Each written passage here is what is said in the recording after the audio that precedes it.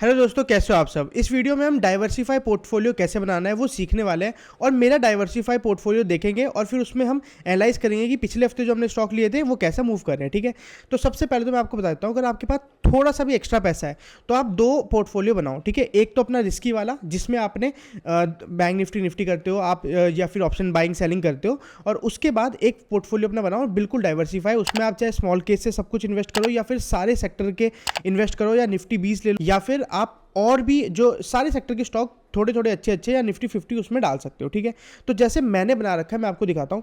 जैसे ये मेरा पोर्टफोलियो है। ठीक है, अब इसमें जो मैक्सिमम प्रॉफिट है वो आपको मैं दिखाता हूँ। 56,000 का इसमें आपको दिख रहा होगा यहाँ पे 56,000 का प्रॉफिट। ये कौन सा है? 20 में कौन से? निफ्टी 150 20, यानी कि टॉप की 150 जो कंपनियाँ हैं। ठीक है, उसका ये निफ्टी 20 है। ऐसे ही निफ्टी 20 भी है। ठीक है, तो ऐसे 20 होते हैं, जैसे बैंक निफ्टी के हो गए, सारे बैंक के स्टॉक हो गए। जैसे बैंक निफ्टी मूव करता है तो उसका ये एक तरीके से इन्वेस्टमेंट हो गया, स्टॉक हो गया। ठीक है, तो अगर आपको कुछ नया यहाँ पे सीखने को मिला हो तो लाइक करना। और उसके बाद आप अपना दूसरा पोर्टफोलियो बनाओ जिसमें आप ऐसे ही कुछ एक दो स्टॉक जैसे बाय कर लो कि अगर मैं ये बाय कर लेता हूँ उससे आपको क्या हो ना, सीखने को मिलता है। जैसे मैंने अपना धन में बना रखा है, मैं आपको दिखाता हूँ। यहाँ पे सिर्फ आपको 4 स्टॉक दिखेंगे। तो ये बहुत ही रिस्की था। एक IZMO, ये मैंने एक स्टॉक इनका बाय किया था। मैंने सोचा था देखते हैं कैसा रहेगा, इसमें 5% का लॉस है। और टाइम टेक्नो तो आपको पता ही है, मेरा फेवरेट स्टॉक चला आ रहा था, इसमें 23% का आ गया। और ये प्लास्टिक में क्या था, प्लास्टिक का सेक्टर बहुत अच्छा मूव कर रहा था। तो मैंने जैसे टाइम टेक्नो भी आप देखोगे तो प्लास्टिक के सेक्टर से ही आता है। और ये TPL प्लास्टिक भी मैंने लिया था क्योंकि उस समय बहुत अच्छा सेक्टर चल रहा था प्लास्टिक का। ठीक है, वोडाफोन आइडिया भी मैंने न्यूज़ के हिसाब से फिर ये देखा कि ख़राब न्यूज़ आने पे क्या हो सकता है स्टॉक में, तो ऐसे ऐसे चीज़ें मैं करता रहता हूँ। ठीक है, तो आप भी ऐसे ऐसे कर सकते हो। अब इसके बाद मैं आपको बताता हूँ दो चीज़ें। सबसे पहले तो मैंने ये जो वीडियो आपको दिख रही होगी माई PNL, इसमें पहली बात तो मैंने अपना PNL भी दिखाया था। और मैंने इसमें एक 4 स्टॉक लिए थे, उसमें T1 करके लिखा होगा, आप देख लेना उस वीडियो को पहले। तो उसमें एक स्टॉक था कृति इंडस्ट्रीज, और ये LT फूड के लिए तो मैंने एक अलग से वीडियो बनाई है। ये देखो एनालिसिस LT फूड।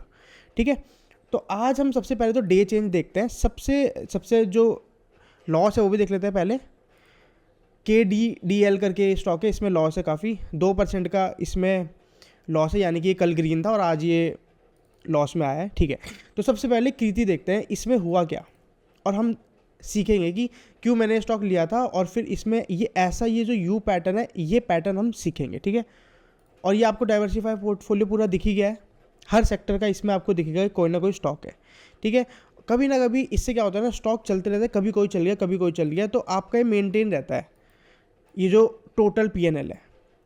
ठीक है, तो चलो अब यहाँ पे जो हमारा स्टॉक था दूसरा, वो था LT फूड। वो मैंने आपको बताया था, यहाँ पे LT फूड की पूरी एनालिसिस की थी।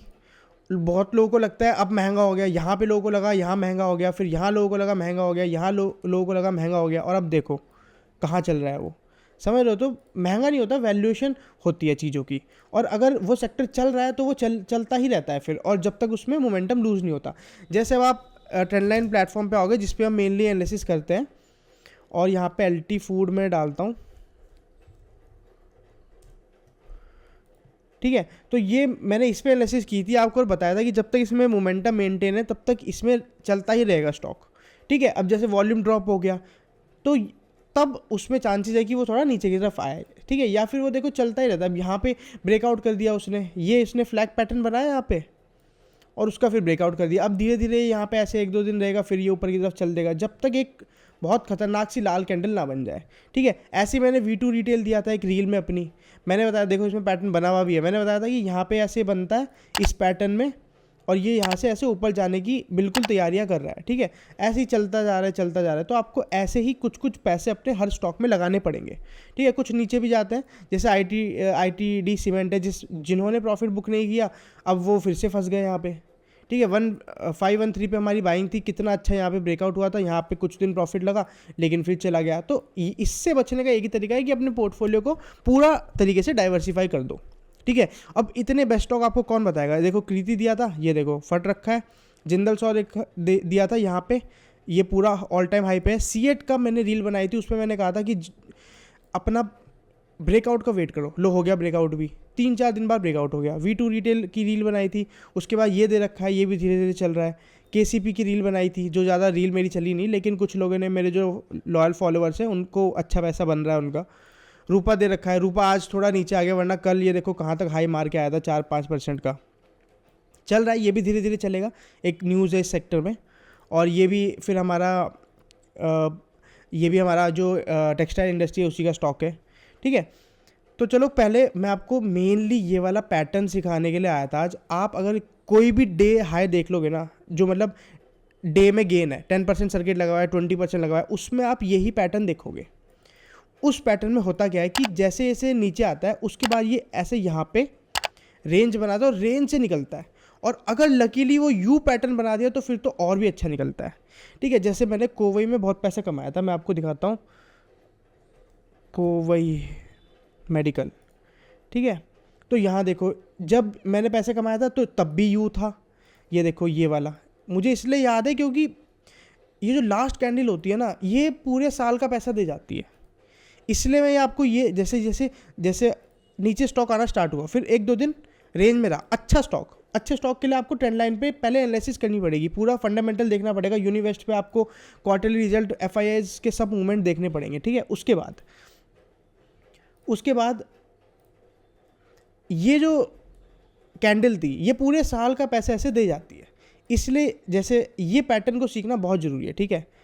अब यहाँ से मैं हटा देता हूँ और यहाँ पे ये पैटर्न था, इसके बाद यहाँ पे रेंज बनाया और फिर अपना ऊपर की तरफ चल दिया। अब देखो जैसे यहाँ पे ये यू, यहाँ पे यू, ये जो पैटर्न होता है ना, ये बेस्ट पैटर्न है, ठीक है। और मैं ये पैटर्न जहाँ भी, अब देखो अब यहाँ पे बन रहा है, अब देखो कुछ दिन बाद ना आगे रेंज में सिखाने का है, मेरा मेन मकसद सिखाना है, ठीक है। यहाँ पे आ गया और अब जैसे ये फटेगा यहाँ पे ये ऐसी लंबी सी कैंडल बन जाएगी। वो जो लास्ट कैंडल बनती है ना, वही ये है कृति वाली कैंडल, ठीक है। अब कल देखना है इसमें, अब कल भी यहाँ पे एक कैंडल ऊपर की तरफ आपको बड़ी दिखेगी, ठीक है। तो यही मेरा समझाने का तरीका है कि कैसे आपको पोर्टफोलियो डाइवर्सिफाई करना है और हर सेक्टर का डालना है, ठीक है। अब जैसे मैंने हर वीडियो में मैं मिक्स करके बताता हूँ चीज़ें, ठीक है। हो सकता है लोगों को ना समझ में आए, बट अभी धीरे धीरे आने लगेगी। जैसे अगर आप सेक्टर पे जाओगे, मैंने बताया था कि सेक्टर एनालिसिस कर सकते हो आप यहाँ पे, ये एक मैंने वेबसाइट बताई थी मार्केट मौजो, यहाँ पे आप देख सकते हो कि सेक्टर में कितने मूव हुआ है और फिर उसके बाद हमारा जो स्टॉक है वो एक दिन में कितना मूव किया है, ये भी मैंने आपको बताया था, ठीक है। तो जैसे आज कृति इंडस्ट्रीज़ का ही देख लेते हैं, 10% का इसमें सर्किट लगा हुआ है, यहाँ पे दिख रहा है आपको। तो इसका सेक्टर देखते हैं आज। यहाँ पे आपको प्राइस पे क्लिक करना है और ये देखो इसका सेक्टर नीचे, यानी कि स्टॉक बहुत स्ट्रांग है। सेक्टर ने इसने एक हफ्ते में कुछ भी नहीं 0.7% रिटर्न दिया है, और रिटर्न इसने दे दिया है 14% का एक हफ्ते में। समझ लो, ऐसे स्टॉक आपको ढूंढने हैं। अगर आपको सेक्टर ढूंढना है कि कौन सा है, तो सबसे अच्छी वेबसाइट स्टॉकेज मैंने आपको बता रखी है। सारी वीडियो जो देखता है ना वही फिर पैसे कमा सकता है। ये सब आपको अपने माइंड में बिल्कुल ऐसे डाल देना है कि कोई नींद में भी पूछ ले तो बता दे उसको, ठीक है। अभी देखो प्लास्टिक प्रोडक्शन, ये लो आ गया प्लास्टिक प्रोडक्शन का भी स्टॉक यहाँ पे। इसी प्लास्टिक जैसे सेक्टर चल रहा है तो सारे स्टॉक लगभग चलते हैं। अब देखो कल देखो टाइम टेक्नो चला था, टाइम टेक्नो दिखाता हूँ आपको। टाइम टेक्नो में तो जिसने मेरा पीएनएल देखा है, वेरीफाइड पीएनएल मेरा जिसने देखा है इस वीडियो में, उसको पता है कि टाइम टेक्नो में मेरा कितना ज़्यादा प्रॉफिट है, ठीक है। एक सेकंड में आपको दिखा देता हूँ। यहाँ पे आप देखोगे मैंने कहाँ पे दिखाया था अपना पीएनएल, लगभग यहाँ पे दिखा रखा था, और उसमें आप देखोगे तो सबसे ज़्यादा प्रॉफिट टाइम टेक्नो में ही था, ठीक है। यहाँ पे 7 लाख का था, उसमें लगभग सबसे ज़्यादा टाइम टेक्नो में ही कमा रखा है। तो टाइम टेक्नो में कल देखो ये हो गया, यहाँ पर ये दिख रहा है आपको ये वाली कैंडल।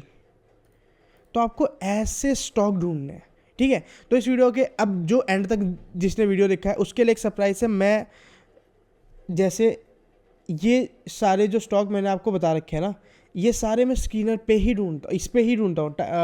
जो हमारा ये है ट्रेंड लाइन जो हमारा प्लेटफॉर्म है, ठीक है, उसमें ये आपके लिए नहीं खुलेगा क्योंकि ये प्रीमियम ले रखा है मैंने, तो इसलिए खुलेगा, ठीक है। अब जो MRF अफोर्ड कर सकता है वो MRF के लिए जा सकता है, बहुत ही अच्छा स्टॉक है। तो ये देखो अब इसमें मोमेंटम आ रहा है धीरे धीरे।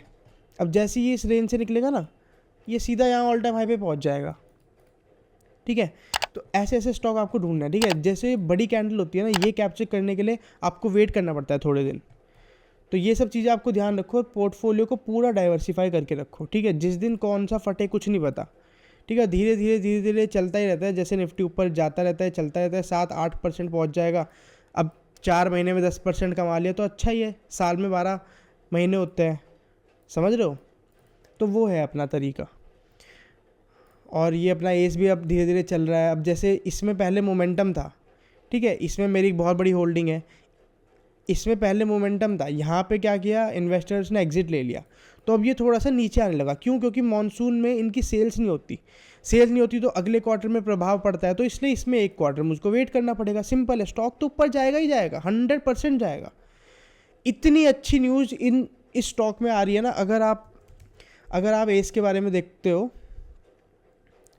इतनी अच्छी न्यूज़ इस स्टॉक में आती है। ये जॉइंट वेंचर कर रही है, ये थोड़ी सरकारी वेबसाइट है इसलिए थोड़ा स्लो चलती है, जस्ट अ सेकेंड। तो मैं आपको वैसे ही बता देता हूँ, इतनी अच्छी न्यूज़ इस स्टॉक में आती है। जैसे इसने अभी ऑर्डर मिला है इसको डिफेंस से, डिफेंस में ये अपना बिजनेस बढ़ा रहे हैं। उसके बाद ये अपना क्या नाम है, इन्होंने जॉइंट वेंचर किया है कांटो के साथ। तो मतलब ये सब चीज़ें है ना, कंपनी के अंदर घुसने के बाद ही पता चलता है। अनाउंसमेंट में जाके आप देखोगे तो आपको पता चलेगी चीज़। ये देखो, इनको मिनिस्ट्री ऑफ डिफेंस से ऑर्डर मिल रखा है, ठीक है। तो ये सब चीज़ें आपको देखनी पड़ती है। तो अब जैसे हुआ क्या इसमें, अब मैं आपको लॉजिक बताता हूँ। जैसे अब इनकी जून में आचार संहिता और इलेक्शन के चक्कर में सेल नहीं हुई, ठीक है। तो स्टॉक बढ़ रहा था। उसके बाद इस क्वार्टर की, ये जो अपना नीचे क्वार्टर दिख रहा होगा आपको, कौन सा है ये, मार्च के रिजल्ट आने थे। मार्च के रिजल्ट अच्छे आने थे तो इसलिए मार्च में गेन हो गया, ठीक है। अब रिजल्ट आए किसके, जून के, जिसमें इन्होंने बिल्कुल परफेक्टली, लोग कहते हैं मैनिपुलेशन, कुछ मैनिपुलेशन नहीं है। अब देखो, यहाँ पे इनकी सेल्स नहीं हुई तो रेंज में है, अब मॉनसून आ गया तो रेंज में है। अब जैसे ही धीरे धीरे ये कांटो के साथ जॉइंट वेंचर करेंगे और अपना बिजनेस आगे बढ़ाएंगे तो स्टॉक ऊपर जाएगा। सिंपल है, इसमें इतना कुछ नहीं है। अगर नहीं आ रहा तो एक क्वार्टर आप वेट कर लो। एक क्वार्टर कितना, 3 महीने या 6 महीने, 2 क्वार्टर वेट कर लो, उसके बाद निकल जाएगा। सिंपल।